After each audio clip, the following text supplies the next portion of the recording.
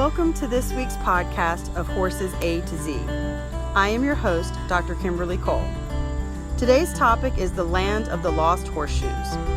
I have a mare who wears front shoes and has no trouble keeping them on until her next appointment, unless she hears the phrase horse show. If she hears those words, she somehow manages to mysteriously lose a shoe within 48 hours of leaving for the show. It doesn't matter when they were put on, 2 days or 2 weeks earlier. She doesn't damage her hoof at all, just magically leaves empty nail holes, and I have yet to find one of her missing shoes in the pasture. I reached out to Dean Mosier, farrier and owner with the Balanced Hoof and Horse here in Central Ohio, to give some insight as to what makes horses prone to losing shoes and what can be done to help prevent it from happening, especially if you have a problem child like I do. Dean? You're most welcome, Kim. I hear you have a problem child. Yes. There are many reasons that horses can lose horseshoes, and unfortunately, most owners are under the impression that the mud simply sucked off the horseshoes. I have found actually they fall into 6 different categories, including the horse, the rider, management, environment. Unfortunately, yes, the farrier can be a factor. And even worse, the last factor, which is just because they're horses, that's why. We all know that horses have very creative ways to not only hurt themselves, but lose horseshoes. And I've had some of those happen in my career as well. So what are some things about the horse itself that contribute to them losing shoes? The main thing we talk about with horses in the category, them themselves being responsible for lost shoes, would be overreaching. Overreaching can occur for a number of reasons, including conformation, a situation where you've got a high heel and a low heeled foot.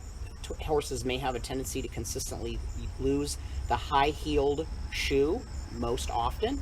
You may have a horse that's pigeon-toed all over himself, toed out and all over himself.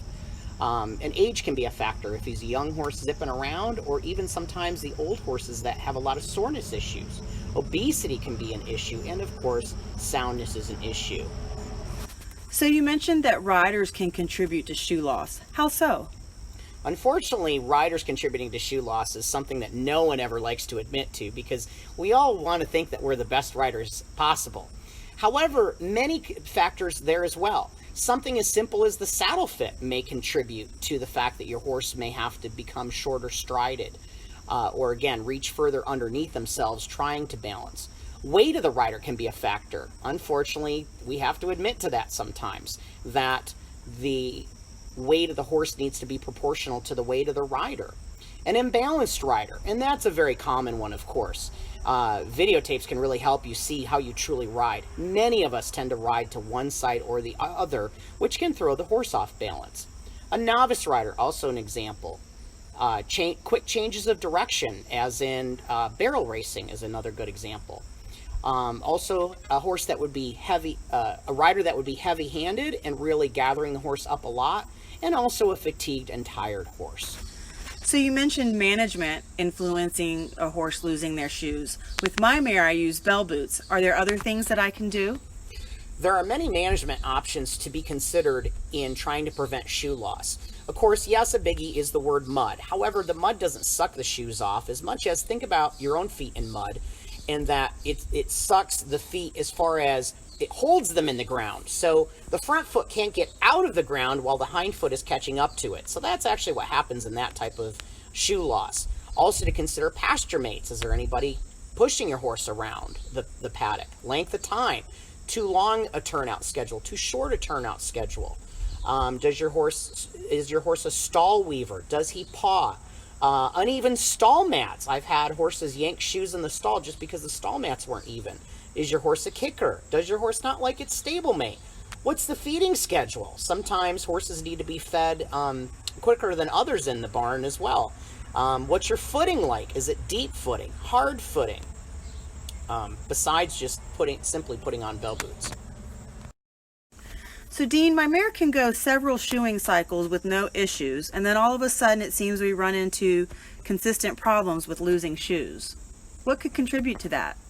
Well, environment is the next category that I've got, and there's several considerations there. One of the things this time of year that we think a lot about is the fly stomping factor. Just the number of times that a horse may raise and lower their foot and stomping it actually has a tendency to loosen the clinches and loosen the shoe, which can, of course, lead to shoe loss. We also have other environmental conditions to consider, including water, as far as like how moist is your environment. Again, back to that mud factor as well. How wet or dry is it? Rocks can be a consideration as well. Again, what are they going over? How hard is that ground? Another environmental factor, unfortunately, which sort of falls underneath the category of horses, that's why, and that is even their fence. I've had more than one horse over my career that has actually managed to hook shoes on fences and actually remove them that way, from also even climbing fences. Also, the environment can even be the stall wall itself. I actually had a horse that was shot therapeutically years ago that actually used to back up to the wall so tightly he actually managed to pull his therapeutic shoe each and every time. That is not my horse. Oh my gosh, he was a problem child. So when I tell people about my mare losing shoes, one of the first questions they often ask is, so who's your farrier? So how much does the farrier have a role to play in losing shoes? Well, unfortunately, Cam, we can get thrown underneath the bus here an awful lot for lost shoes. But yes, there are factors that we can influence. For example, if a trim is unbalanced, that may result in the horse not moving well. However, if the horse is overdue, not exactly our factor, maybe a scheduling issue. Maybe the shoe was nailed on poorly. Maybe the shoe was too large or even too small. Maybe the horse has a compromised wall that made nailing into the wall difficult for the wall to properly hold a horseshoe. So again, many factors there as well. Of all those factors that you mentioned, how do you know what's causing it? Well, that's where the fun part comes in, and I get to put on my detective hat and get out my magnifying glass. Ideally, when an owner contacts me and tells me that their horse has lost a horseshoe, under perfect conditions, we have found the horseshoes.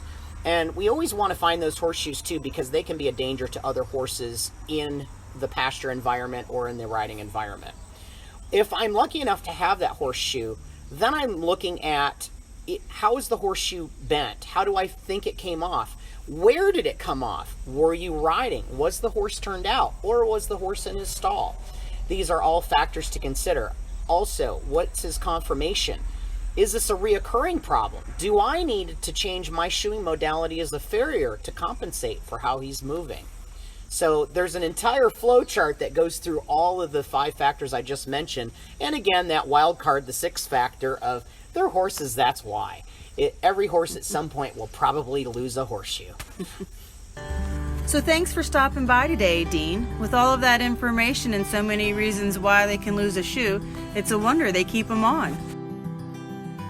Be sure to send your questions and suggestions for future topics to horsesAtoZ podcast@gmail.com. See you next week.